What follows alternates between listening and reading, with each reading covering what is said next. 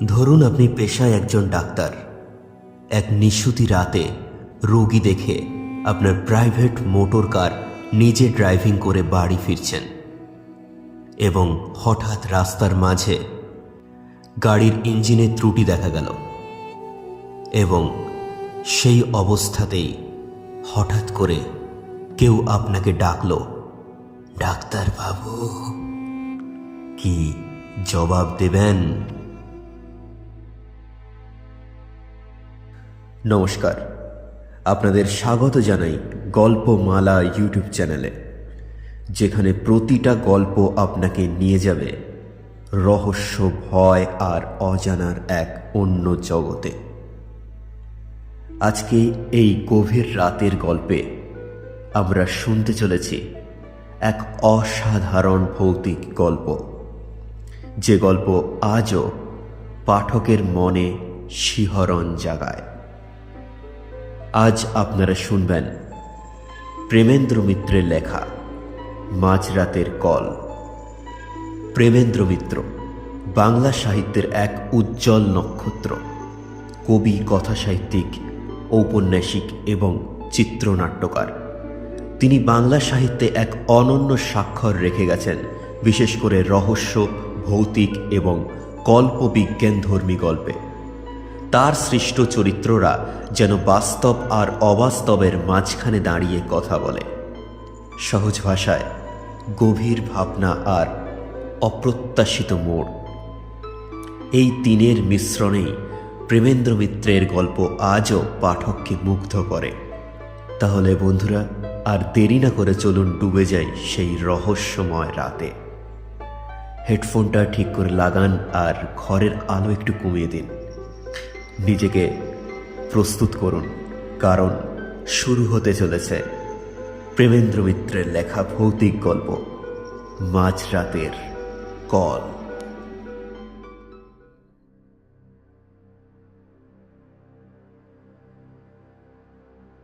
সেদিন রাত্রে শহরের প্রায় বাইরে বহু দূরের একটা কল সেরে একলাই ফিরছিলাম। একে দারুণ শীত এবছর, তার উপর রাত অনেক হওয়ায় ঠান্ডা অত্যন্ত বেশি পড়েছিল। পুরো গোটা কত গরমের জামা থাকা সত্ত্বেও সব ভেদ করে মনে হচ্ছিল ঠান্ডা হাওয়া আমার পাঁজরার ভিতরে গিয়ে ঢুকছে। আসছিলাম আমার পুরনো মোটরে। এ মোটর আমি আজ 10 বছর ধরে একাই চালিয়ে ফিরছি, কিন্তু এখন মনে হচ্ছিল সঙ্গে একজন সোফার থাকলেই বুঝি ভালো হতো। এই দারুণ শীতে স্টিয়ারিং হুইল ধরে সমস্ত হাওয়ার ঝাপটা সহ্য করার চেয়ে এই কষ্ট আর কিছু নেই। আমাদের শহরটি অত্যন্ত ছড়ানো, বড় বড় কয়েকটি রাস্তাকে আশ্রয় করে চারিধারে অনেক দূর পর্যন্ত সে বিস্তৃত হয়ে আছে, কিন্তু জমাট বাঁধেনি। অনেক সময় এক প্রান্ত থেকে আরেক প্রান্তের মধ্যে শুধু একটি নির্জন রাস্তা ছাড়া আর কোনো যোগ নেই। যে রাস্তা দিয়ে আসছিলাম সেটিও অত্যন্ত নির্জন। দুধারে মাঝে মাঝে হর্তুকি বা মহুয়া গাছ, আর রাস্তার দুধারে শুধু শূন্য অসমতল মাঠ। তার ভেতর বাড়িঘর নেই বললেই হয়। কে বাড়ি করবে এই নির্জন জায়গায়? অন্ধকারে অবশ্য এসব কিছুই দেখা যাচ্ছিল না। আমার মোটরের মিটমিটে আলোয় সামনের পথের খানিকটা দেখা যাচ্ছিল মাত্র। যেতে যেতে মনে হচ্ছিল অন্ধকারের সমুদ্রই যেন আমার মোটরের আলোয় কেটে চলেছি কোনো রকমে। শীতের দরুন কষ্ট পেলেও বেশ নিশ্চিন্ত মনেই চলেছিলাম। আমার কারটি পুরানো হলেও মজবুত, বেয়াড়াপনা সে করে না। আধ ঘন্টার মধ্যেই বাড়ি পৌঁছে গরম লেপের মধ্যে আরাম করে যে শুতে পাব, এ বিষয়ে কোনো সন্দেহ ছিল না।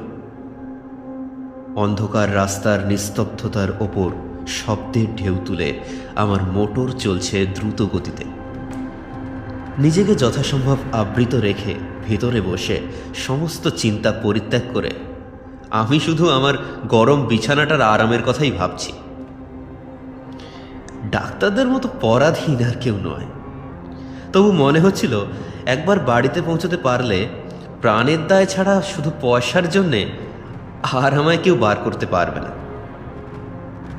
এখন কোনো রকমে 20-25 মিনিট কাটলেই হয়। কিন্তু হঠাৎ অপ্রত্যাশিত এক ঘটনায় সুখ স্বপ্ন ভেঙে গেল। আমার একান্ত সুস্থ সবল মোটর থেকে থেকে অদ্ভুত একরকম ধাতব আর্তনাদ করতে শুরু করেছে। মোটরের এরকম আচরণের কোনো কারণই খুঁজে পেলাম না।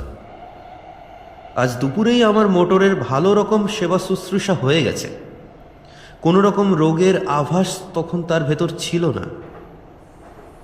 হঠাৎ তার এরকম আকস্মিক বিকারের কারণ তবে কি? এই দারুণ শীতের রাত্রে অন্ধকার নির্জন এই পথের মাঝে মোটরের এই বেয়াড়াপনায় সত্যিই ভীত হয়ে উঠলাম। এখনো প্রায় 7-8 মাইল পথ বাকি। রাস্তার মাঝে মোটর সত্যি অচল হয়ে গেলে করব কি? এই রাতের ডাকেও সঙ্গে লোক না আনার নির্বুদ্ধিতার জন্য এবার নিজের ওপরই রাগ হচ্ছিল। সঙ্গে একজন লোক থাকলে তবু বিপদে অনেক সাহায্য পাওয়া যেত। দেখতে দেখতে মোটরের আর্তনাদ আরো বেড়ে উঠল।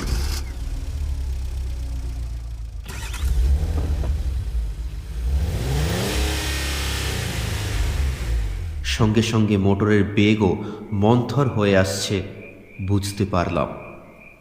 মোটর চালনার সমস্ত বিদ্যা প্রয়োগ করেও সুরাহা কিছু করতে পারলাম না। কাতরাতে কাতরাতে খানিক দূর গিয়ে আমার মোটর হঠাৎ রাস্তার মাঝে এক জায়গায় একেবারে থেমে গেল।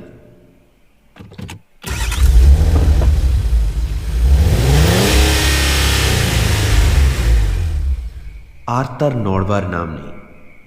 চেষ্টার আমি তখনও ত্রুটি করলাম না, কিন্তু আমার পীড়নে অস্ফুটভাবে একটু কাতরোক্তি করে ওঠা ছাড়া আর কোনো সাড়া সে দিল না। ভয়ে দুর্ভাবনায় সত্যিই তখন আমার সমস্ত দেহ আড়ষ্ট হয়ে এসেছে। মোটর ফেলে এই দারুণ শীতের মাঝে 7-8 মাইল জনহীন পথ হেঁটে যাওয়ার কথা, এটা তো কল্পনাও করা যায় না।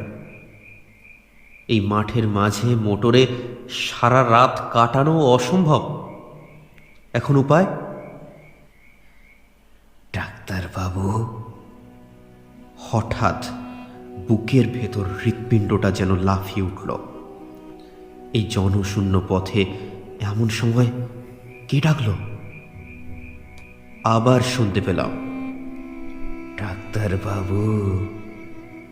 এদিক ওদিক অন্ধকারে তীক্ষ্ণ দৃষ্টি নিক্ষেপ করে এবার দেখতেও পেলাম পথের ধারে ঝাঁকড়া একটি গাছের পাশে আবছা একটি দীর্ঘ শীর্ণ মূর্তি দেখা যাচ্ছে।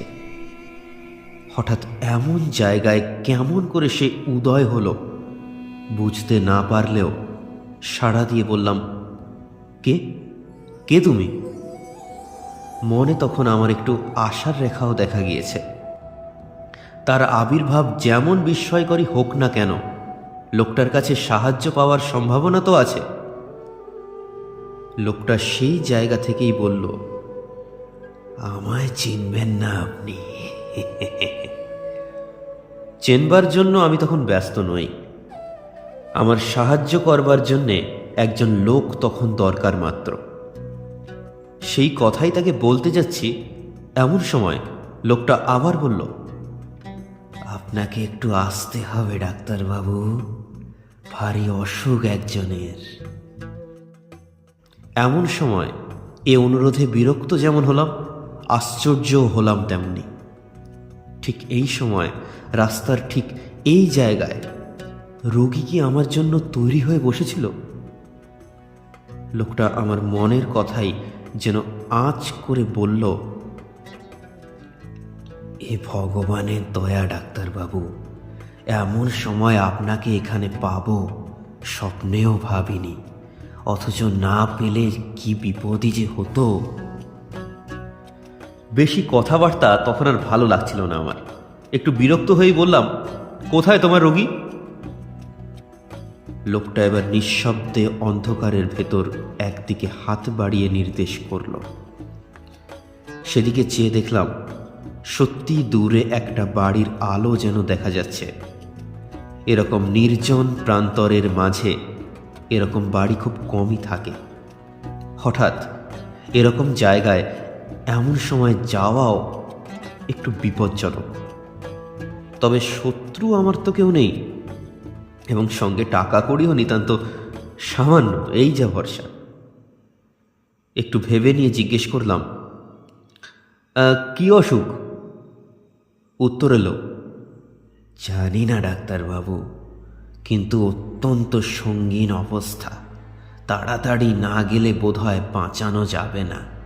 দোহাই আপনার ডাক্তারবাবু, চলুন ডাক্তারবাবু। কোথায় নিজের বিপদ সামলাবো, না হঠাৎ রাস্তার মাঝে মাঝ রাত্রে যেতে হবে পরের চিকিৎসায়।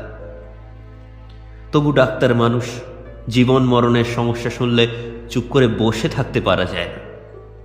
বাধ্য হয়ে তাই বললাম, ঠিক আছে চলো। মাঠের ওপর দিয়ে সরু একটু পথ, অন্ধকারে ভালো করে দেখাই যায় না। তাই ধরে লোকটার পিছু পিছু মিনিট পাঁচেক হেঁটে একটা বাড়ির উঠোনে এসে দাঁড়ালাম। সামনে একটি ঘরের দরজা থেকে আলো দেখা যাচ্ছে। সেই দিকে দেখিয়ে লোকটা বলল, ওই ঘরেই রোগী বাবু, আপনি যান, আমি এখনই আসছি। অন্ধকারের ভেতরই বুঝতে পারছিলাম বাড়িটি বিশেষ সমৃদ্ধ চেহারার নয়। গুটি চারপাশে ঘর এবং একটুখানি ঘেরা উঠান। ঘরগুলিও সব পাকা ছাদের নয়, দুপাশে খোলার ছাউনি। লোকটার কথা মতো সামনের ঘরে এবার গিয়ে ঢুকলাম। ঘরটি আয়তনে বিশেষ বড় নয়, তার উপর নানান আকারের বাক্স পেটরায় বোঝাই বলে ভেতরে নড়বার চড়বার স্থান অত্যন্ত অল্প। দরজার মুখোমুখি একটি জানালা, সেই জানালার ধারে মিটমিট করে একটি কেরোসিনের লণ্ঠন জ্বলছে।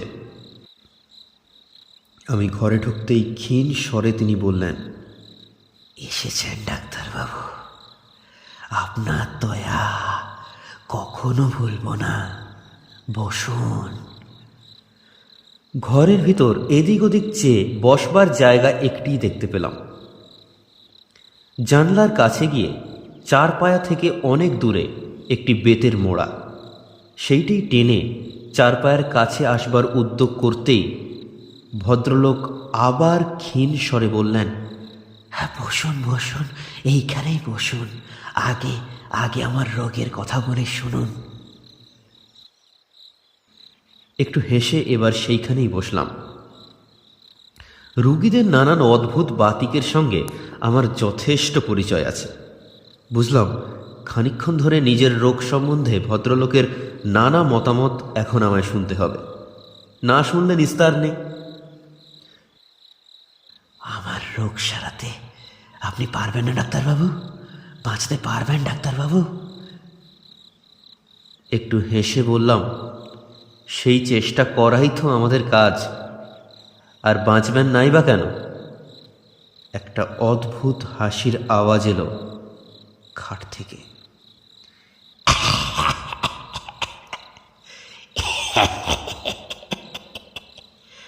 বাঁচতেও পারি ডাক্তারবাবু, কেমন? বাঁচতেও পারি ডাক্তারবাবু, কেমন? বললাম, পারেন বই কি, কি তেমন আর হয়েছে আপনার? না না না না, তেমন আর কি হয়েছে? ভদ্রলোক আবার যেন হাসলেন, তারপর বললেন, ডাক্তারদের অনেক ক্ষমতা কেমন না, কিন্তু ধরুন তাতেও যদি না বাঁচি, যদি আজ রাত্রেই মারা যাই। রোগীর এই অর্ধন্মত্ত প্রলাপের উত্তরে কি যে বলবো কিছুই ভেবে পাচ্ছিলাম না। মনে মনে তখন এই বিলম্বে অস্থির হয়ে উঠছি। রোগী আবার বললেন, যদি আপনি থাকতে থাকতেই মারা যায় ডাক্তারবাবু, কি হবে তাহলে? কে আপনার ফি দেবে? আচ্ছা, পাগল রোগীর পাল্লায় তো পড়া গেছে। বললাম, যদি নেহাতি তাই হয় তাহলে ফি নাই পেলাম। আমরা শুধু ফির জন্যই সবসময় আসি না। হ্যাঁ, তা বটে, তা বটে। পৃথিবীতে ভালো লোক, পৃথিবীতে মনুষ্যত্ব এখনো আছে, তাই না ডাক্তারবাবু? কিন্তু আপনার ফির ব্যবস্থা আমি করে রেখেছি ডাক্তারবাবু। হঠাৎ যদি মরে যাই, ওই বাক্স খুলে ফেলবেন, বুঝছেন ডাক্তারবাবু? ওই বেতের ছোট্ট বাক্সটি। ভদ্রলোকের স্বর আরও মৃদু হয়ে এলো। ওই বাক্স থেকে আপনার প্রাপ্য টাকা নেবেন, আরও একটা জিনিস নেবেন ডাক্তারবাবু। বলুন, নেবেন তো? একটু বিরক্ত হয়ে বললাম, কি? এই কিছু না ডাক্তারবাবু, একটা কাগজ, কিন্তু ভয়ানক দরকারি কাগজ। এই কাগজ ওখানে আছে, শুধু আপনি আর আমি জানি, আর কেউ জানে না। জানলে আর ওখানে ওটা থাকতো না। ভদ্রলোক একটু চুপ করে থেকে একটু হেসে আবার বললেন, এই বাড়িতে কাউকে দেখতে না পেয়ে ভাববেন না যেন আমার কেউ নেই। আমার অনেক আত্মীয় আছে, ওত পেতে আছে আমার মরার অপেক্ষায়। শুধু তাদের বিশ্বাস আজ আমি হয়তো মরব না। তাদের বিশ্বাস মরবার আগে আমি কিছু করব না, তারাই সব পাবে।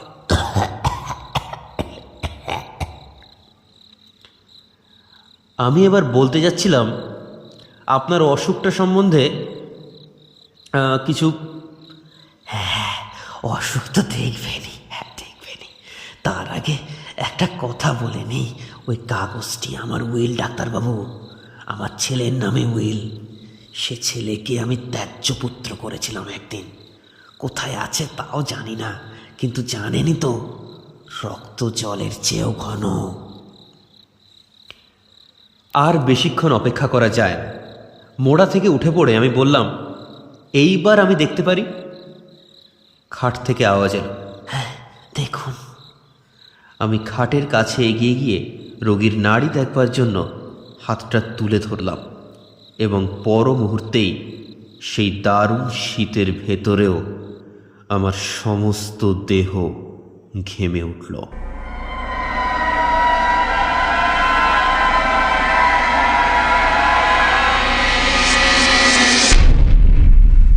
সে হাত বরফের মতো ঠান্ডা।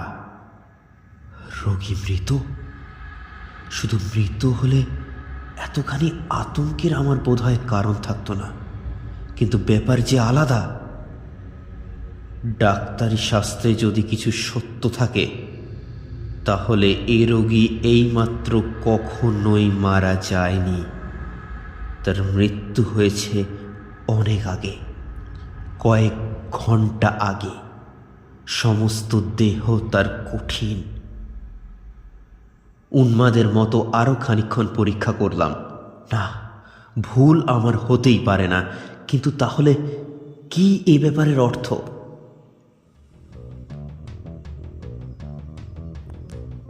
তখন কিন্তু স্থিরভাবে কোনো চিন্তা করবার আর আমার ক্ষমতা নেই। আতঙ্কে আমার বুকের স্পন্দন পর্যন্ত যেন থেমে আসছে। হঠাৎ জানালার কাছে বাতিটা ধপধপ করে নেচে উঠল। সেটা একবার নেড়ে দেখলাম, তাতে তেল এক ফোঁটা নেই। প্রান্তরের মাঝে নিস্তব্ধ নির্জন বাড়িতে এই ভয়ঙ্কর অবস্থায় আমি একা। এই বাতির আলোটুকুই যেন আমার একমাত্র সহায় ছিল। তাও নিভতে চলেছে দেখে আমি দ্রুত পদে ঘর থেকে বেরিয়ে পড়লাম। বুঝতে পারলাম পিছনে আলোটা আর কয়েকবার নেচে নিভে গেল। তখন আমি উঠোন ছাড়িয়ে এসেছি প্রায়। কিভাবে তারপর অন্ধকার প্রান্তরের ভেতর দিয়ে ছুটতে ছুটতে এসে মোটরে উঠেছিলাম তা আমার মনে নেই। মোটর চালিয়ে শহরের মাঝ বরাবর আসবার পর আমার যেন স্বাভাবিক জ্ঞান ফিরে এলো। সবচেয়ে আশ্চর্য ব্যাপার মনে হলো মোটরের এই চলা। খানিক আগে অদ্ভুতভাবে যে মোটর বন্ধ হয়ে গিয়েছিল, হঠাৎ এবার বিনা চেষ্টায় আপনা হতে সে মোটর এমন শুধরে গেল কি করে?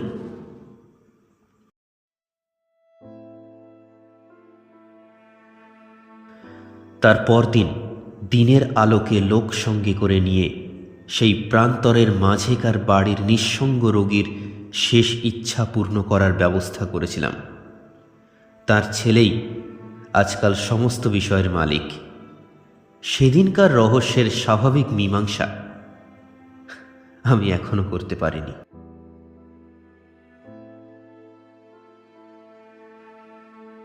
শুনলেন প্রেমেন্দ্র মিত্রের গল্প মাঝরাতের কল। কেমন লাগলো আজকের এপিসোডটি?